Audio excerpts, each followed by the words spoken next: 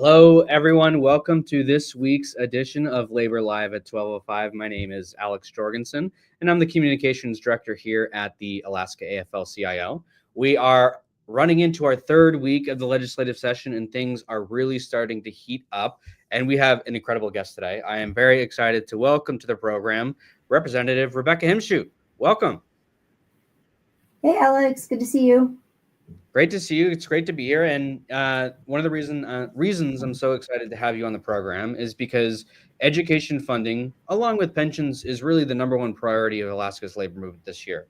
I know we've been talking about education for what seems like my entire lifetime. I don't know if it's you freezing or me freezing, Alex, but I've got the spinning wheel on you right now. Sorry.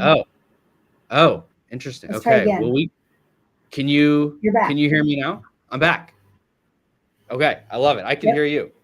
Perfect. Sound good. Okay. You look good. Welcome. I guess that's the beauty of Alaska. You never know what type of reliable internet you're going to have.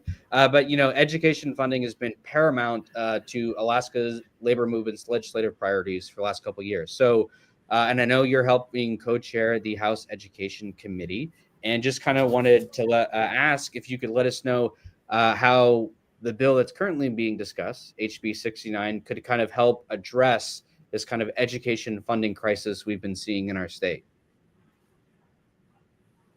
Sure. I'll just start by saying my name is Rebecca Himschoot. I represent House District 2.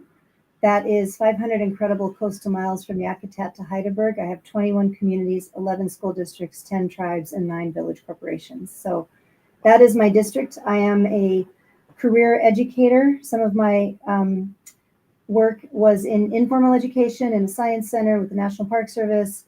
And then I was also a classroom teacher in some private schools, but also the bulk of my career was in public schools here in Alaska. And most of it was in Sitka, my hometown. So I'm also a lifetime member of NEA Alaska.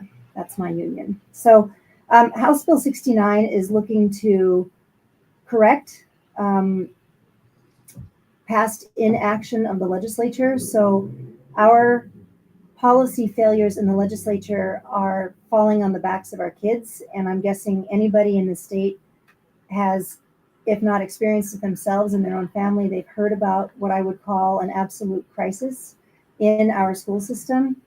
So we have a constitutional obligation to establish and maintain a system of public schools open to all the children in the state.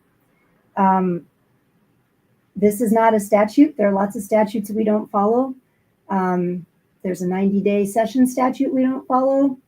There's a statute saying we need to look at one of the factors in our foundation formula for schools every 2 years that we haven't followed in over a decade. There's a statute about the permanent fund dividend that we don't follow. Statute doesn't carry the weight of the Constitution.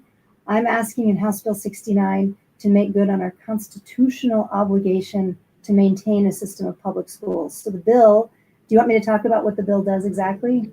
Yeah, if you could just maybe provide a little bit of a brief overview. Sure. House Bill 69 is based on some work done by our nonpartisan legislative finance division. The question was asked, when did we have the best purchasing power for the dollars invested in education in Alaska? And they did a look back, adjusting for inflation, and found that 2011 was the target year.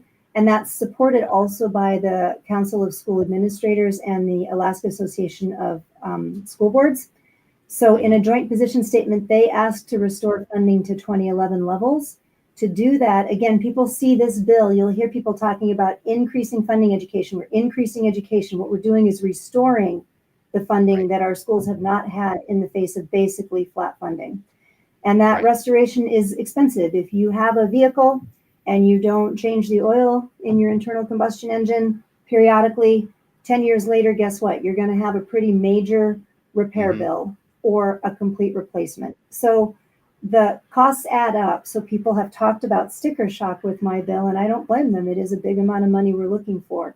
But the bill does two things. The first thing it does is it takes our current base student allocation, which is the amount of money we start with, and then we run that through a foundation formula. And that formula adds multipliers so that we can target the money that our schools get to certain populations of students or certain things we want them to do, like career career and technical education gets a multiplier. Students learning English, students who are working in the gifted range, students who need additional support at school, they get a multiplier. Schools of different sizes, that is a factor, and schools in different regions where we know that it costs a lot to do business in the Arctic, and so we want to support those schools. So that's also factored into the formula. So the formula itself was studied in 2015, found to be fair, found to be equitable, found to be flexible. So my bill takes the starting point of that formula that we have not changed significantly in over a decade, and it inflation proofs that according to the first 3 of the last 4 years. So we find that average rate of inflation, apply that to our current amount, and then increase it $1,000. That's in fiscal year 26. In fiscal year 27, we inflation proof again, add 404. And then in fiscal year 28, we inflation proof again, add another 404. And then in fiscal year 29, it's inflation proofing going forward without additions. So the cumulative 1,808 over 3 years of additional funding is intended to bring us back to that 2011 level. And then we use inflation proofing going forward so we don't fall back into this trench again. Right. That was a long explanation. Yeah, no, and I really like how you opened in the framing of it, in the sense that there are a lot of things the state of Alaska does. There's a lot of things that the state of Alaska spends money on. And I think as you're hearing, as a lot of our members are hearing across the state, that the state's broke. And while that is true, that the state is, experiencing a pretty, a shocking financial crisis, not crisis at the moment, but, we have more priorities than we do have funding. But I think, as you pointed out, Correct. there are only a few constitutional obligations that the state has to us as Alaskans, and one of them is education. So when we're talking about priorities, when we're talking about where funding goes, it kind of seems like we should start at the constitutionally required things, and education is one of those. Yeah, and I would add to that, Alex, that education is a common good. So it's also the foundation of our economy. We see people leaving our state. We fail to attract people here if our schools aren't solid and excellent. We fail to keep people here if they can't count on our schools to provide a really great education for their kids. So when we invest in our schools, we're investing really in our future in all possible ways, economically and in our kids. The guys are going to grow up and replace us. They need our help right now. Absolutely. I mean, that is the motto of our state, is it not? The, north to the future. So now, kind of, where could you kind of tell our members, where is HB 69 at in the process, and where is it headed maybe in the next few weeks? Right now, we're in a negotiation with the governor, because all legislation requires 21 in the House, 11 in the Senate. We have that, but it also requires 1 in the governor's office. And we don't know for sure that we don't have the governor on board, but he has proposals he's made that he wants to have considered before he'll say yes to a funding proposal. So we're in a negotiation, and we've kind of paused the bill. The bill made it through most of the House Education Committee. We have an open amendment deadline. Depending on how the negotiations go, the bill may move forward, or we may start with a different bill that addresses some of what the governor's looking for. And that's kind of an ongoing negotiation. Wow. Yeah, and I'm sure it's always hard to predict how anything is going to, or where anything is going to be 1 week from now in the legislature, because everything always is so fluid and moves so quickly. But before we go, I know your time is very precious, so I don't want to take too much of it, but I did want to ask, I know education was one of the main things you ran on when you first ran for office, and we were very humbled to have you as one of our inaugural participants of the Arthur A. Allman AAA Labor Candidate School. And we are coming up on our next group of participants coming up here in April. And I just wanted to ask if you had any advice or comments to the upcoming class of Labor Candidate School participants. Yeah, you asked me an open question, and I apparently am now called a politician, so I might talk longer than you want, but I can't say enough great things about the AAA Labor School. I didn't even know what it was. I was a brand new candidate. And I hate calling myself a politician because every politician says I'm not a politician. But in actual fact, I consider myself a public servant. So when I came to the race, I truly had no idea what I was doing.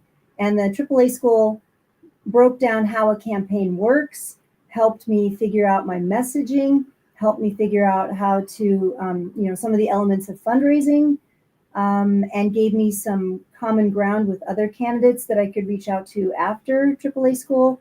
So it's one of the few trainings I've been to in my life where every minute of it was useful. And if you put 20 people in labor candidate school and 10 of those people run, that's a huge win. So I hope you continue that effort. I hope you build it up. I hope anyone who is thinking about running for office gets access to the labor school. So in whatever way you can support it with your members. The value of it is not just in helping me figure out how I was going to run and how I would succeed, but also maybe running for office isn't what you want to do. And labor candidate school can help you see exactly what you're up against. I had this fantasy of campaigning on the weekends, and that's not how it works. So it just was really eye-opening, informative, and can't recommend it highly enough for anyone thinking about running. Even if you think your run might be in 5 years or 10 years, it's a great place to get started to know how to plan it into your life. Absolutely. Well, thank you so much for those kind words. I know our Deputy Political Director, Alex Baker, who's kind of been the brainchild behind that program, but is very appreciative of those words and is so thankful for your success as it's helped, really launch the candidate school as the real deal here in Alaska. So, Representative, thank you so much for taking time out of your very busy schedule. I'm going to let you get back to doing the work of the people. And for everyone else tuning in online, thanks for tuning in, and we'll see you here next week.